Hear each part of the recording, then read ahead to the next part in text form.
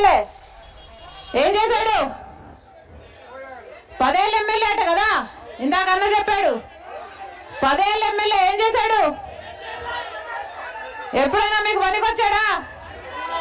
ఎప్పుడైనా మీ అవసరానికి వచ్చాడా?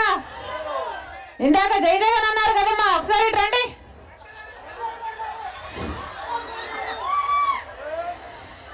జగన్మోహన్ రెడ్డి గారు ఇదే తిరువూరుకు వచ్చారట కదా, వచ్చి 5 ఏళ్ల క్రితం చెప్పారట కదా, మీకు 300 చెరువులున్నాయి, నాగార్జున సాగర్ లెఫ్ట్ బ్యాంక్ నుంచి మీకు నీళ్లు తెచ్చి ఆ చెరువులన్నీ నింపుతా, ఆఖరి ఆయకట్టు వరకు నీళ్ళు ఇస్తానని చెప్పారంట కదా జగన్మోహన్ రెడ్డి గారు. ఇచ్చారన్నా? ఇచ్చారన్నా? మీది ఫ్లోరైడ్ ప్రాంతం అట కదా, కిడ్నీలు కూడా చెడిపోతున్నాయట. డ్రింకింగ్ వాటర్ కోసం ఒక సపరేట్ డ్యామే కడతానన్నాడు అంట కదా జగన్మోహన్ రెడ్డి గారు. కట్టారన్నా? ఇక్కడ మ్యాంగో ఎక్కువ అంట కదా, మ్యాంగో ప్రాసెసింగ్ ప్లాంట్ పెడతానన్నారట కదా జగన్మోహన్ రెడ్డి గారు. పెట్టారా అన్నా?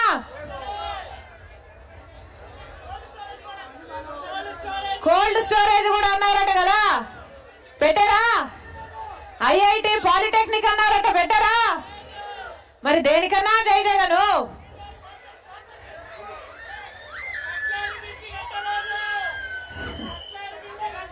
అట్టలేరు, బ్రిడ్జి కట్టలేదు.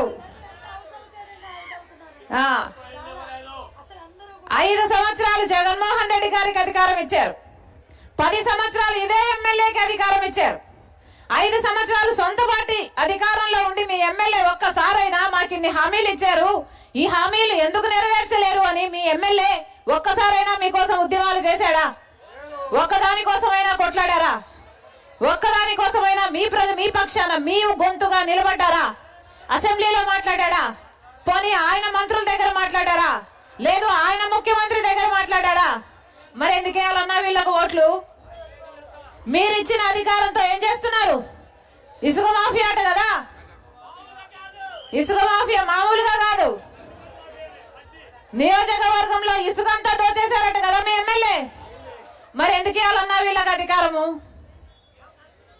ఆలోచన చేయండి. అందుకే చెప్తున్నా, ఓటు అనేది మీ చేతుల్లో ఉన్న ఆయుధం.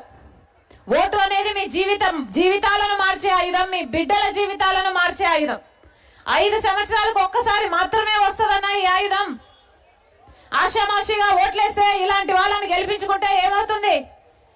మీ నెత్తిన టోపీ పెడతారు, అవునా? కుచ్చు టోపీ పెట్టారా? చెవులో పూలు కాదు క్యాబేజీలు పెడతారు, అవునా? పెట్టించుకున్నది చాలు. ఇప్పటికైనా ఆలోచన చేయండి. మన రాష్ట్రం ఏర్పడి 10 సంవత్సరాలు అయిందన్నా.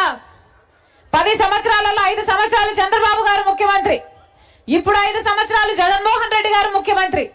ఈ 10 సంవత్సరాలలో ఏ ఒక్క ముఖ్యమంత్రి అయినా మన బిడ్డల గురించి ఆలోచన చేశారా?